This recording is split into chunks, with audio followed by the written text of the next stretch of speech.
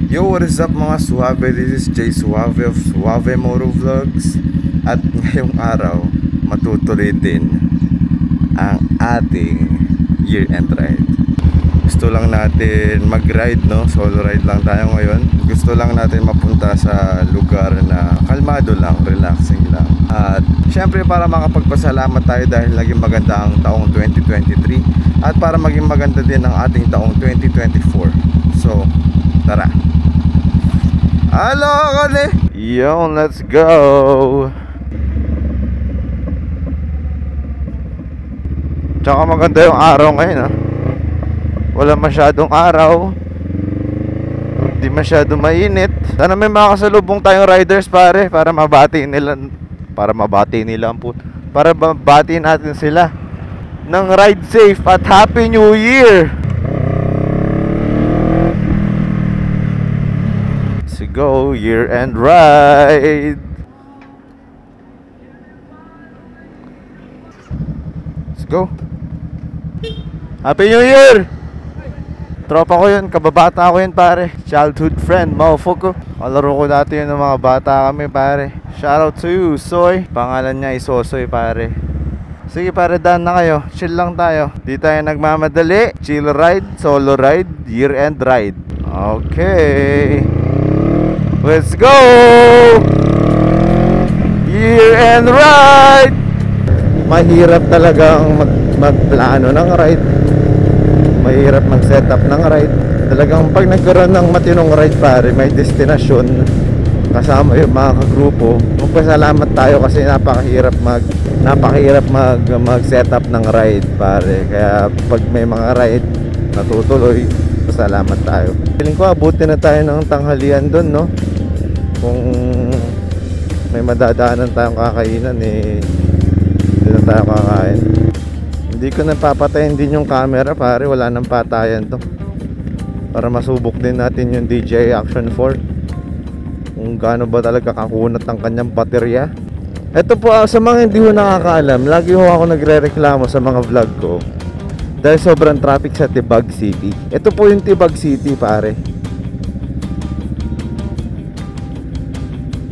Pero yun yung misteryo dito sa Tarlac. Bakit traffic sa Tibag City, pare? Yun yung misteryo. Tapos eto, pustahan tayo. Traffic dito, 'di ba? Git-gita, no? Bumper to bumper. Pagdating doon sa dulo, walang nangyayari. Chill lang. Walang dahilan kung bakit para mag-traffic. Bumper to bumper tayo, mga kaibigan. Traffic baka may aksidente, baka may nagbungguan, baka may, alam mo yun yung mga kontra nagiging traffic kasi baka may nasiraan. Sige, daan na po. Yan na, gumagana. Di ba? Gumagana, pare. Walang aksidente, walang nasiraan, walang nagbungguan, pare. Yan, pare. Ang haba ng traffic na yan. Doon sa dulo, nakita nyo naman kanina, wala namang nangyayari doon, putang ina. Sheesh!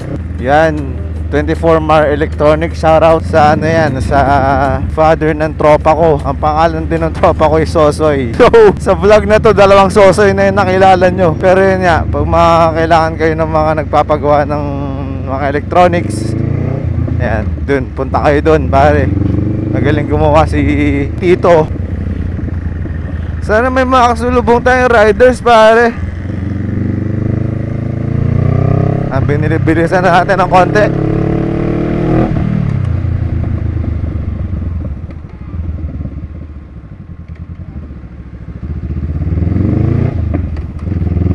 Punta ka. Sinabi kong bilisan natin ng konti, may tumawid Oops, may doggy. Ingat tayo sa doggy.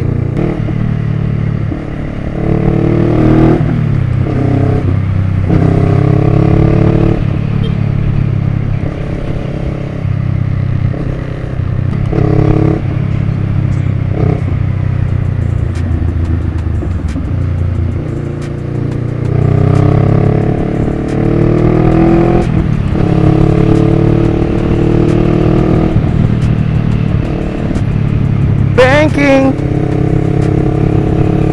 Kala mo naman talaga marunong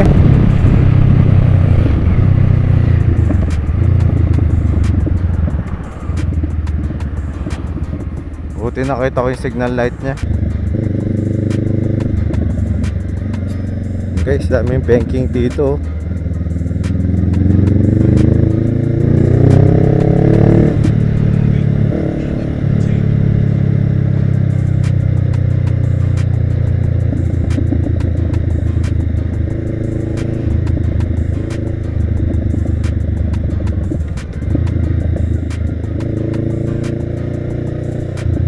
Nambibitin sa banking si Fortuner.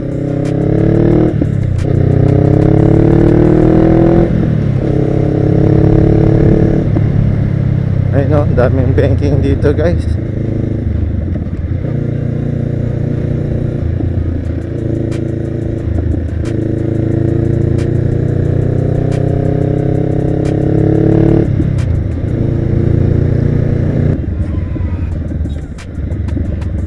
Medyo nauuhaw na ako. Importante din guys, may baon kayong tubig pag nagmamotor kayo. Paka-importante niyan. Kasi ang tendency natin ma-dehydrate dahil mainit sa daan. Ira Yuran Facun Inalves, congrats.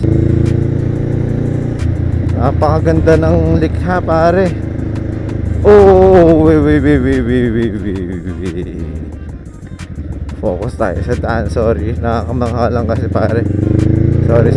Focus. Kaya maganda din talaga ma-Insta 360 X3 eh. Kita talaga kasi lahat.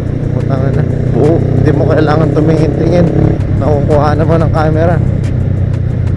But ipon-ipon muna. Tsaka baka lumabas na rin kasi yung next version nun, or baka X4 meron ba? 4th dimension pare, lumabas yung bagong 360 camera ng Insta360 this year. So abang-abang lang tayo.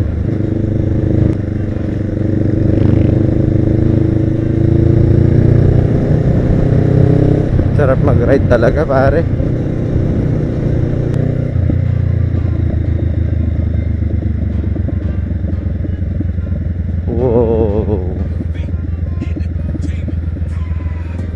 Actually guys, nasa ano tayo? San Jose, Tarlac.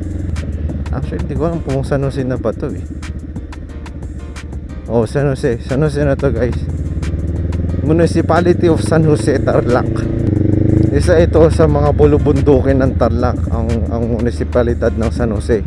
Dahil gitnang Luzon ng Tarlac, literal na nasa gitna kami, napapalibutan ho kami ng mga bundok at kapatagan yung nasa gitna. So yeah, kita niyo yan, ganda. I-appreciate lang natin ang gawa ng may likha pare.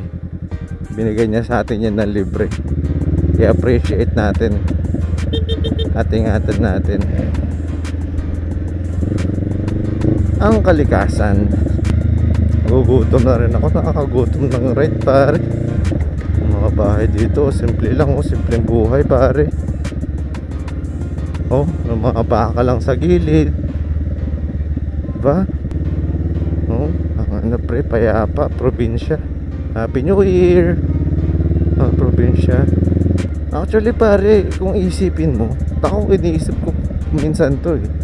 If money doesn't exist pare, ang sarap mamuhay siguro sa isang probinsya. Tapos may bukid ka, yung kinakain mo nasa bakuran mo, may mga alaga kang hayop, kumpleto yung pamilya mo.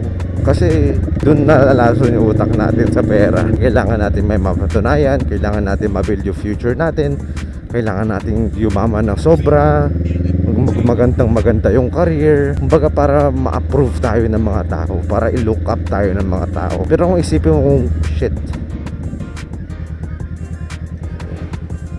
pero kung isipin mo pare, kung wala yung mga yun, sarap lang mamuhay ng simple. Kung ganyan no, ang na baka, damo, bahay, tanim, di ba? Pero hindi. Ito kasi yung mundo natin pare. Kailangan natin umakyat sa hagdanan. May hagdanan kasi pare. So kailangan natin umakyat sa hagdanan. But it's really nice pare, living in peace pagka ganito. Ayan, yan yung pupuntahan natin, to Monasterio de Tarlac. Doon tayo pupunta guys. Yan, na-reveal ko na.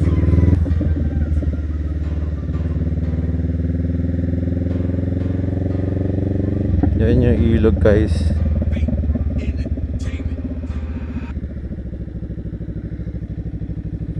Ayan, pwede kayo mag-rent dyan tapos maligo sa ilog.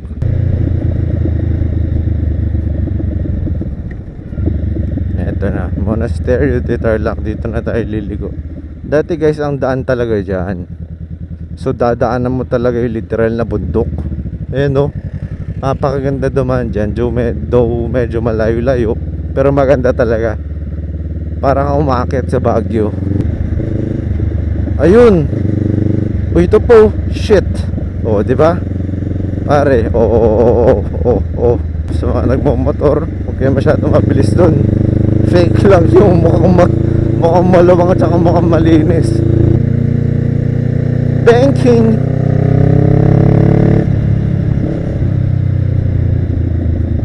Time check 10:13. Ayun o, puro bundok na yan guys. Puro kalikasan na yung makikita natin. Nakaka-relax.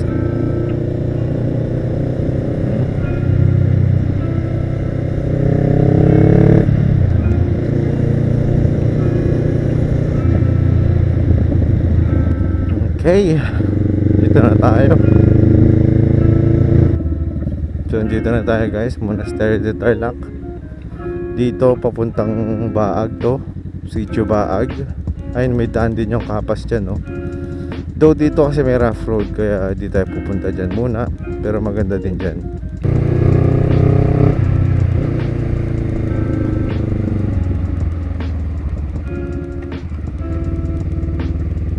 This way to Monasterio de Tarlac Eco Park.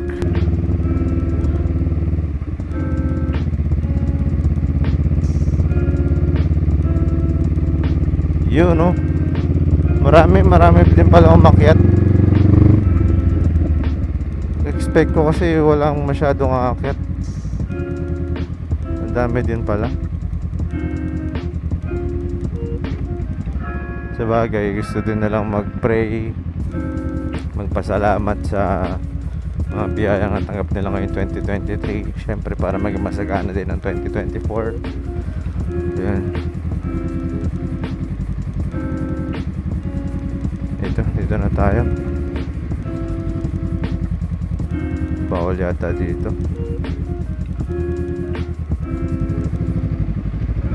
Dito na lang. May ano natin tanggalin para makita niyo yung POV. Sarap dito guys, payapa. Tanggalin natin itong gloves natin. Ito yung go-to ko actually kapag gusto ko magdasal. Yung talagang mataimtim na pagdasal. Ito yung go-to ko pare.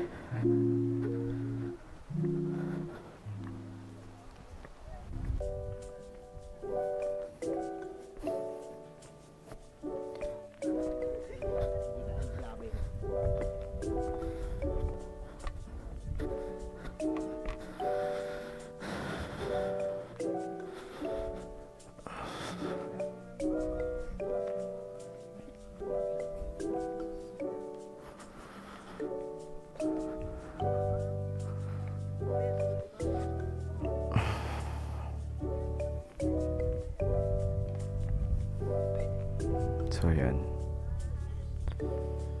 Mas maganda siya sa personal guys. Hindi kasi nakikita talaga yung ganda kapag sa camera lang. Grabe ang ganda. I'm not so sure kung yung horizon na yan hanggang doon sa dulo is Tarlac pa rin lahat yan. Pero ang alam ko is karamihan Tarlac pa rin. Grabe, kung doon kasi hindi nyo na nakikita, pero parang dagat na nga yun, no? Grabe, ang ganda. May mga araw kasi hindi nagpapakita yung ibang bundok, lalo na sa mga dulo-dulo. Pero this time nagpakita sila. Hindi ko alam kung nakikita niyo yung bundok na tatlo doon. Napakalayo no? Parang pyramid silang tatlo. Ang dami din bumibisita.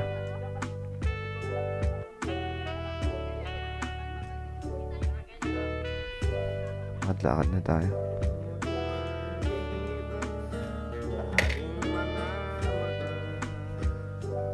Ayun guys, may kainan pa dun. Kaso gusto ko kanin talaga. Abang kanin dito naman. Sa mga nadaanan kanina, wala ko actually nakitang pwedeng pagkainan eh.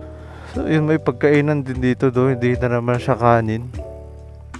I want fucking rice pare. Sana talaga nakikita nyo yung nakikita ng mga mata ko. Or sana na lang at least maging maganda yung kuha ng camera. Sana itong 2024 mas marami pang ride kasama ang grupo at maging kumpleto ang lahat at madagdagan pa kami. At sana maging safe yung mga ride namin. Sana yung mga ride namin is hindi puro Clark. Sana maging makubuluhan ang samahan ng aming grupo at mas maging matibay pa ang aming samahan. One ride, one passion.